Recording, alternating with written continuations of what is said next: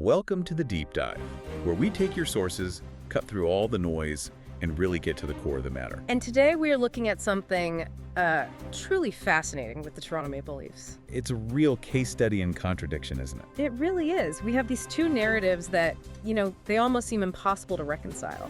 On one hand, you've got this incredible disciplined win that shows off a surprising amount of team depth.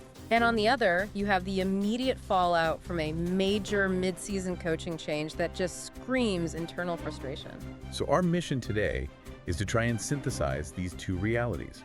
We need to figure out how the team pulled off a crucial 4-2 shutout win. And at the same time, analyze that win in the much deeper context of accountability and management strategy, especially right after firing assistant coach Marc Savard. Exactly. For you, the listener, this is a perfect look at how organizational pressure can force, very immediate, very visible change. The whiplash is what gets me. The sources show a team delivering a near-perfect game under pressure. And then what happens? The very next day, the general manager is talking to the media, not about the win, but about staff stability. It's a moment of total cognitive dissonance. Okay, let's unpack this. We should probably start with the good news, with the win, because it gives some really important context. Definitely. We're talking about the December 30th game against the New Jersey Devils, a commanding 4-2 shutout at home.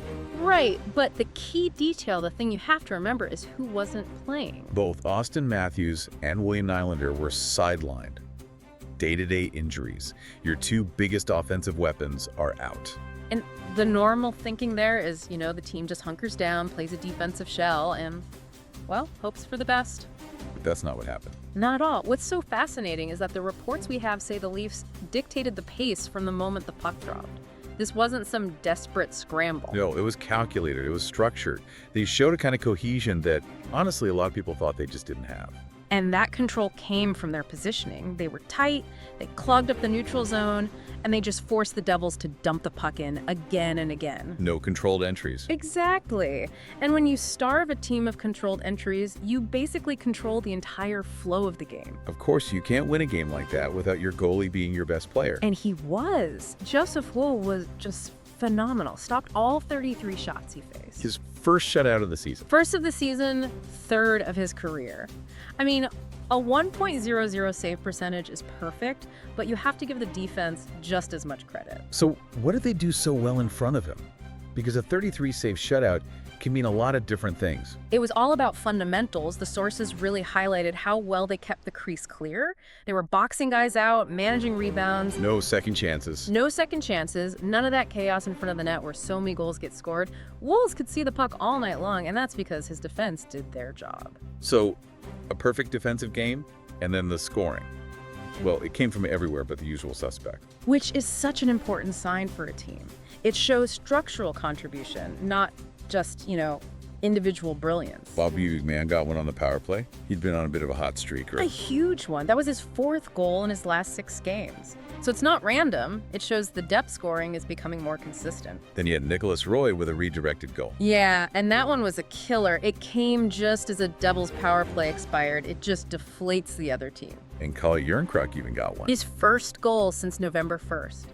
Think about the psychological lift that gives the whole locker room. It proves the depth isn't just surviving, it's actually thriving under pressure. And Matthew Nyes with the empty netter to seal it. A clean, disciplined, confident win. So the big takeaway from the game itself is that this team proved they have the structure to win, even when their superstars are out. That's the on-ice reality, yes. Competence, discipline, 2 huge points. But now we have to connect that to the massive disruption that happened just days before. Right. It's hard to square that disciplined performance with the fact that the internal pressure cooker had just, basically exploded. And this is where it gets really complicated. We have to shift from that positive momentum to the big organizational pressure point. The sudden firing of assistant coach Marc Savard. And this wasn't subtle. Savard's removal was tied to one single undeniable and devastating problem. The power play. The power play. He was brought in to run it, and at the time he was let go, the Leafs power play was ranked dead last. Last in the entire NHL. Dead last, converting at a miserable 13.3%. With that much talent, Matthews, Nylander, Marner, Tavares. It's just shocking. That's not a personnel issue. That has to be a failure of strategy. It was a total breakdown of structure. Reports suggest their zone entry became static, predictable, they couldn't get set up. And even when they did. There's no movement, guys were standing still. It forced shooters like Matthews to cycle around the outside instead of getting into high danger spots. So what were the numbers that finally, forced management's hand? Well, get this. Overall, just 12 power play goals on 90 chances. That's bad enough. If there's more. Oh yeah, the real killer. In that same stretch, they gave up 4 shorthanded goals. 4. That's unbelievable. When your power play is giving up goals, it signals a complete lack of confidence. It's a psychological drain on the whole team. And just in December alone, they scored only twice on 27 chances. You can see why GM Brad Treliving just ran out of patience. The reaction was interesting. Yeah. They didn't bring in someone from the outside. No, it was an internal adjustment. They gave the job to another assistant, Derek Lellan. It was a signal that they wanted to fix the structure without, blowing up the whole coaching staff. But it wasn't an instant fix. Not even close. In the very next game, which was that 6-3 win over Pittsburgh, the power play went 0 for 2. The problem was still there. Which brings us right to accountability. Savard is gone, but the problem isn't, so the spotlight immediately moves up the ladder, right to Brad Treliving. And this is where the reporting from Elliot Friedman at Sportsnet is so key. He had warned that the Leafs were heading towards, and this is his phrase, very uncomfortable conversations if this kind of inconsistency kept up. And that's code, right?